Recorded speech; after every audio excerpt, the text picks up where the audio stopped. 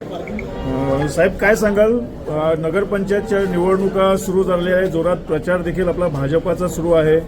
आता आपण या ठिकाणी वाड्यात आलात, काय सांगाल आपल्या कार्यकर्त्यांना आणि मतदारांना पण? वाडा नगरपंचायतीची आज निवडणुकीच्या प्रचारासाठी मी या ठिकाणी आलो होतो. आज सगळ्या उमेदवारांशी चर्चा केल्यानंतर, प्रमुख कार्यकर्त्यांशी चर्चा केल्यानंतर वाडा नगरपंचायतीवर भारतीय जनता पक्षाचा झेंडा हा निश्चितपणाने लागेल अशा प्रकारचा विश्वास मला वाटतो. कार्यकर्त्यांच्या भावना ह्या बाबतीत अतिशय तीव्र आहे. काही करून भारतीय जनता पार्टी जास्तीत जास्त नगरसेवक घेऊन नगराध्यक्ष जिंकला पाहिजे अशा प्रकारची मानसिकता कार्यकर्त्यांनी बनवलेली आहे. आपल्या माध्यमातून मी वाडा शहरामध्ये राहणाऱ्या सगळ्या मतदारांना आवाहन करीन, देशामध्ये मोदीजींच्या नेतृत्वामध्ये जे काम सुरू आहे, राज्यामध्ये देवेंद्रजींच्या नेतृत्वामध्ये जे काम सुरू आहे, हे सगळे आपण बघत आहात. डबल इंजिनचं सरकार असलं की काम कसं जलद गतीने विकास होतो हे आपण सगळ्यांनी पाहिलेलं आहे. आणि म्हणून वाडा नगरपंचायतीवरही डबल इंजिनच्या सरकारच्या माध्यमातून विकासाचं काम व्हावं ह्या दृष्टिकोनातून वाडा शहरातील तमाम मतदारांनी भारतीय जनता पक्षाच्या आमच्या उमेदवार आहेत रीमा गंधे आणि आमचे 17 उमेदवार आहेत, या सगळ्यांना कमळाच्या निशाणीवर बटन दाबून मतदान करावं अशा प्रकारचं आवाहन आपल्या माध्यमातून मी मतदारांना करतो. मला विश्वास आहे वाडा शहराने नेहमीच भारतीय जनता पक्षाला साथ दिलेली आहे. काही अपवाद वगळता नेहमीच भारतीय जनता पार्टीच्या पाठीमागे वाडा शहरातली जनता आशीर्वादाच्या रूपाने राहिलेली आहे. आणि आताही या वेळेला राज्यातलं वातावरण बघितल्यानंतर भारतीय जनता पार्टीच्या प्रती जनतेमध्ये विकासाच्या माध्यमातून जो विश्वास निर्माण झालेला आहे, त्या विश्वासाच्यामुळे वाडा शहरातली जनता ही निश्चितपणाने भारतीय जनता पार्टीच्या पाठीशी राहील असा मला विश्वास आहे. इथं ज्या ज्या काही समस्या असतील त्या समस्यांचं निराकरण करण्यासाठी जो निधी लागणार आहे त्या निधीची उपलब्धता सन्माननीय मुख्यमंत्री महोदयांच्या माध्यमातून निश्चितपणाने या ठिकाणी होईल. आपल्या पालघर आणि ठाणे जिल्ह्याचं सुदैव आहे, भारतीय जनता पक्षाला कधी नव्हे कुठल्याही राष्ट्रीय पक्षाचा प्रदेश अध्यक्ष हा ठाणे पालघर जिल्ह्याचा कधीच झालेला नाही.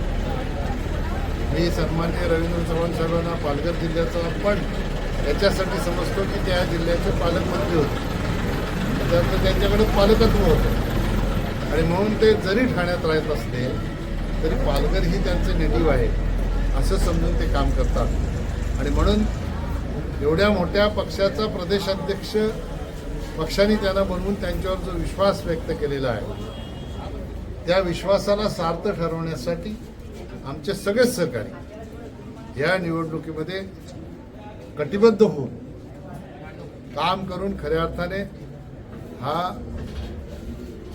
रवींद्र चव्हाण साहेब प्रदेशाध्यक्ष झाल्यानंतर त्यांचा सत्कार आम्हाला करता आला नसेल तर या विजयाच्या रूपाने त्यांना खऱ्या अर्थाने त्यांचा सत्कार झाला अशा प्रकारची एक भेट वाडा नगरपंचायतीवर नगराध्यक्ष आणि जास्तीत जास्त नगरसेवक निवडून आणून देण्याचा संकल्प इथल्या भारतीय जनता पक्षाच्या कार्यकर्त्यांनी केलेला आहे. जव्हार साहेब, जव्हारचा जो एक विषय समोर आला आहे, भ्रष्टाचाराचा 111 कोटी रुपयांचा निधी बळकवण्याचा प्रयत्न केला गेला आहे, काय सांगाल या बाबतीत तुम्ही?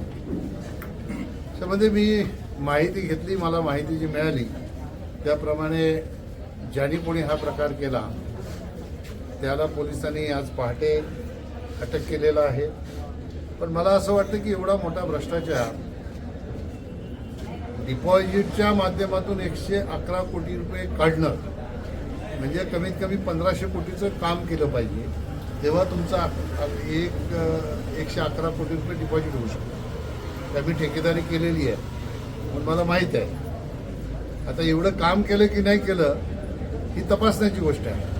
याचा तपास पोलिसांनी केला पाहिजे आणि याच्यामध्ये डिपार्टमेंटचंही कोणी असू शकतंय.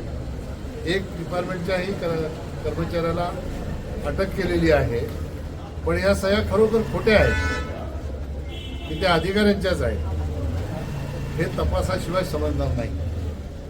आणि त्याचा तपास योग्य दिशेने करण्याच्या दृष्टिकोनातनं मुख्यमंत्री महोदय आज दौऱ्यावर आहेत. संध्याकाळी मी त्यांच्याशी निश्चितपणाने याबाबतीत संपर्क करून त्यांना ह्या सगळ्या गोष्टीची माहिती देईन. त्यांना माहिती असेलच, पण तरीही अजून वस्तुनिष्ठ माहिती त्यांच्यापर्यंत देण्याचं काम निश्चितपणाने करेन. ह्या पालघर जिल्ह्यामध्ये, ठाणे जिल्ह्यामध्ये अशा प्रकारे खोटी बिलं काढून गब्बर झालेले अनेक लोक आहेत. त्यांच्या सगळ्यांच्या चौकशी झाल्या आणि या मागे ही काही झालं असेल. मला अशी माहिती मिळाली की यापूर्वीही 68 कोटीचं एक अशाच प्रकारे डिपॉझिटचं बिल काढलेलं आहे. मग असं 68 कोटी आणि 111 कोटी जर आपण पकडलं तर 700 आणि 15 हे असे 2200 कोटीचं काम खरोखर कुठे झालेलं आहे का या जिल्ह्यामध्ये? याचाही तपास होणं गरजेचं आहे. कारण शेवटी डिपॉझिट कधी तयार होत आहे, त्यांच्याकडे कधी राहते? तुम्ही जेव्हा काम करता तेव्हा त्याच्यातले काही पर्सेंटेजने पैसे कट करून ते डिपॉझिटमध्ये जमा राहतात. का जमा राहतात? तर ते आपली लॅबिलिटी म्हणून येणाऱ्या काळामध्ये जर 3 वर्षाचा लॅबिलिटी पिरियड असेल तर त्या 3 वर्षामध्ये जर खड्डे पडले तर त्या पैशातून ते दुरुस्त करता यावे आणि दुरुस्त केल्याशिवाय ते पैसे रिलीज करू नयेत अशा प्रकारची ती व्यवस्था असते. या सगळ्या गोष्टीही तपासून बघण्याची आवश्यकता आहे. आमच्या सगळ्या सहकार्यांनीही त्या बाबतीतली मागणी केलेली आहे. निश्चितपणाने पोलीस यंत्रणा याची निपक्षपातीपणे चौकशी करून जे कोणी दोषी असतील त्यांच्यावर उचित कारवाई करतील. PWD मधला कोणी सामील असेल तर त्याचीही चौकशी होण्याची आवश्यकता आहे. ही चौकशी पोलिसांनी करावी आणि खरी माहिती जे जनतेच्या पैशांची जी लूट करणारे लोक आहेत त्यांच्यावर कारवाई करून खरी माहिती पोलिसांनी जनतेला द्यावी अशा प्रकारची व्यवस्था करावी. वाडा भिवंडी महामार्ग आपल्या हस्ते भूमिपूजन झालं होतं. आता ते कामही सुरू आहे बऱ्यापैकी, परंतु लवकरात लवकर होण्याची अपेक्षा इथले नागरिक मागणी करत आहेत. याकडे आपण कसं पाहताय? बघा, असं आहे, वाडा भिवंडी रस्त्यावर आपण जर पूर्ण स्टडी केला असेल तर मला असं वाटतं की जेवढं पूर्ण कॉन्क्रिटीकरणाला आता पैसे मंजूर झालेत तेवढे पैसे 10-11 वर्षामध्ये त्या रस्त्यावर खर्च झाले असते. त्याची चौकशीसाठी अनेक प्रयत्न झाले पण होत नाही. पण आता सुदैवाने रवींद्र चव्हाण साहेब बांधकाम मंत्री झाल्यानंतर त्यांनी बजेटमधून या रस्त्याला मंजुरी दिली आणि त्या कामाचं भूमिपूजन त्यांच्याच हस्ते आपण कुडूसला, मीही केंद्रात मंत्री होतो त्यावेळेला, आपण कुडूसला त्यांच्या हस्ते भूमिपूजन केलं होतं. पण दुर्दैवाने ते काम रेंगाळलं. आता त्या संदर्भात सन्माननीय बांधकाम मंत्री आताचे त्यांनी त्यांच्या स्तरावर बैठका घेतल्या. आम्हीही कलेक्टरांच्याकडे बैठका लावून हे काम लवकरात लवकर सुरू करण्याच्यासाठी खूप मोठ्या प्रमाणात दबाव क्रिएट केला आणि आज ते काम सुरू आहे. ते लवकरात लवकर ते काम पूर्ण होऊन जनतेच्या सेवेमध्ये यावं अशी जशी आपली भावना आहे तशी आमचीही भावना आहे. काही ठेकेदार चुकीच्या पद्धतीने कामं करतात, चुकीचे ठेकेदार मिळतात म्हणून कामं वेळेत होत नाही.